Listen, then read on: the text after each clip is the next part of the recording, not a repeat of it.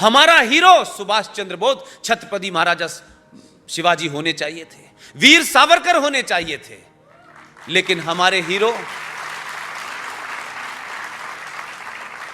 Hero visionary प्रधानमंत्री हैं। और जब लोग विजन से लैस होते हैं तो कमाल है कि उनको संसार कैसे याद रखे, इसके लिए भी नए नए फॉर्मूले निकाले जाते हैं। वीर सावरकर ने कभी नहीं सोचा होगा कि उनको यह देश याद रखे, उनको जो करना था कर दिया, लेकिन जब भी वीर सावरकर का जिक्र होगा तो सिर्फ पूरा महाराष्ट्र नहीं, पूरे हिंदुस्तान में हर आदमी का सीना चौड़ा हो जाएगा। उनके नाम से किसी ने चिंता नहीं की कि उनके नाम से कोई पैदा कर दो जो समाज मुझे जबरदस्ती जाने, नहीं जानना चाहता है तब भी जाने। इसके नए नए तरीके निकाले गए। अगर वो इतने ही बड़े विजनरी प्रधानमंत्री थे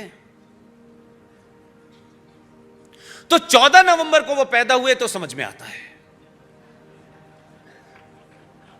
लेकिन 14 नवंबर को पैदा होने वाले इस बालक ने क्या ऐसा पराक्रम किया कि उसके दिन को हम बाल दिवस के रूप में मनाएं।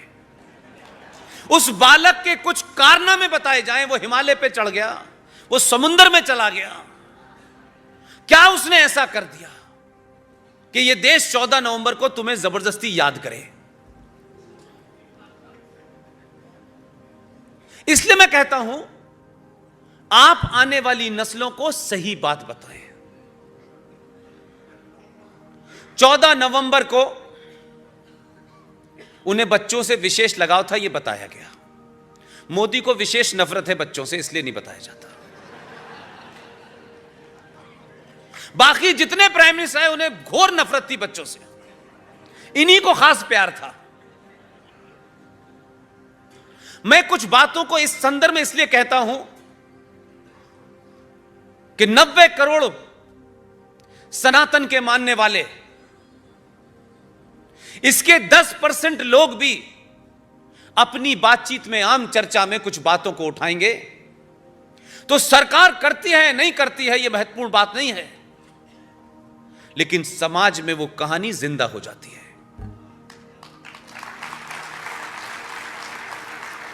इसलिए मैंने कहा, और ये मैं मुहिम चला रहा हूं, मेरे साथी इसमें लगे हुए हैं, आप सबका भी मुझे उसमें साथ चाहिए कि भारत में अगर बाल दिवस मनाना है,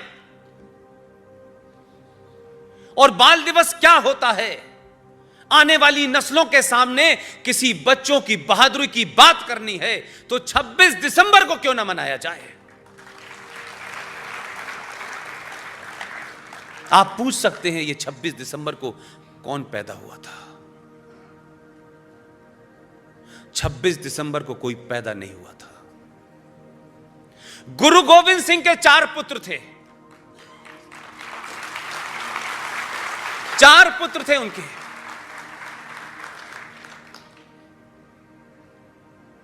आपके शहर में जिस लुटेरे और बलात्कारी की कब्र बनी हुई है, 2 पुत्र उनके चमकौर के युद्ध में इस संधि के तहत कि उन्हें जाने का रास्ता दे दिया जाएगा, इस समझौते के बाद उनके दोनों पुत्रों को आपने धोखे से मार दिया। सरहिंद का राजा वजीर खान, उसने गुरु गोविंद सिंह के 2 पुत्र जो छोटे थे, जिसमें एक का नाम साहबजादा जोरावर सिंह, जिसकी उम्र 9 साल थी,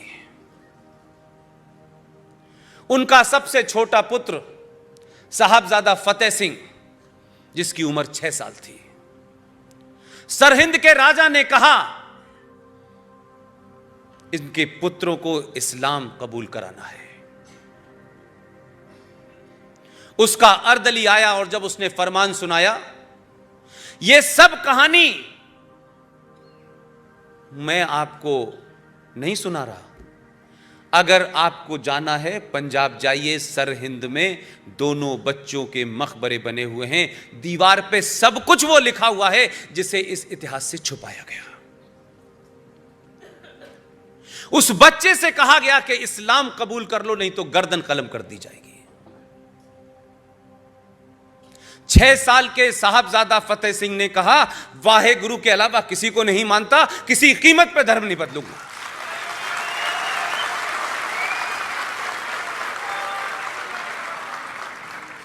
दोनों पुत्रों को जिंदा दीवार में चिन दिया गया। दोनों की मौत हो गई। उनकी दादी गुरजुरी देवी को जब पता चला, यह सुन के उनको सदमा लगा, उनकी भी मौत हो गई।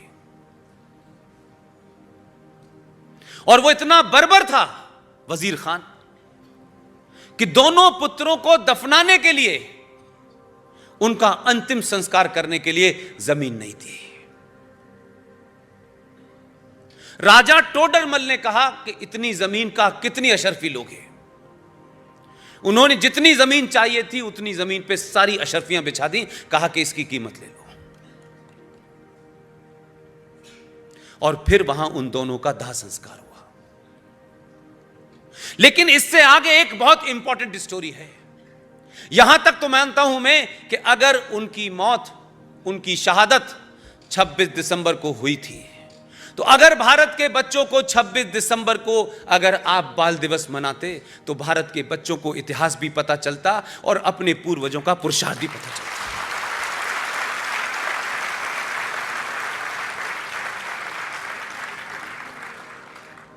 लेकिन उन्हीं के बीच में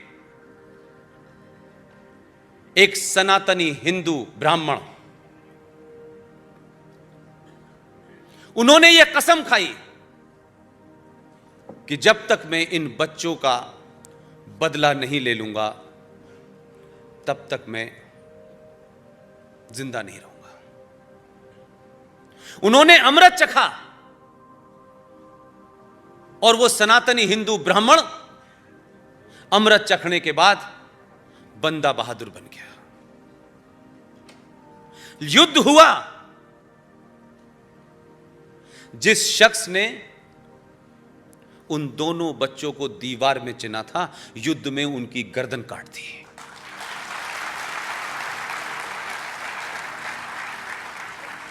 इसलिए सत्ताएं बदलना क्यों जरूरी हैं? सब कुछ सत्ताएं नहीं करती, लेकिन सत्ता बदलने से पहले जब समाज का मिजाज बदल जाता है तो सत्ता बदलती है। और दिल्ली में मंडी हाउस नाम का एक मेट्रो स्टेशन के बाहर बंदे बहादुर की आदमकद मूर्ति लग जाती है। तब पता चलता है कि ये कौन है। और जब कौन है लोग पूछते हैं तो लोग फिर इतिहास बताते हैं। फिर लोगों को पता चलता है कि कन्वर्जन कोई आज की बीमारी नहीं है,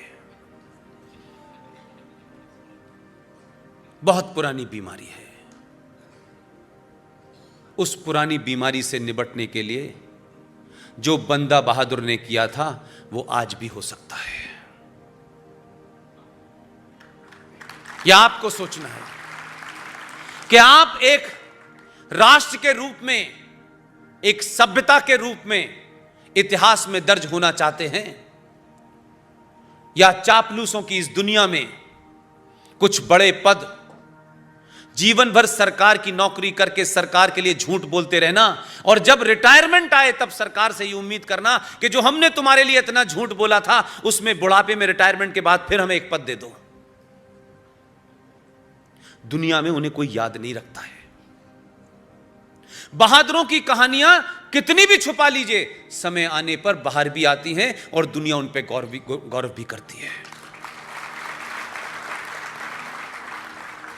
इस हॉल के भी बाहर बहुत सारे लोग बैठे हैं।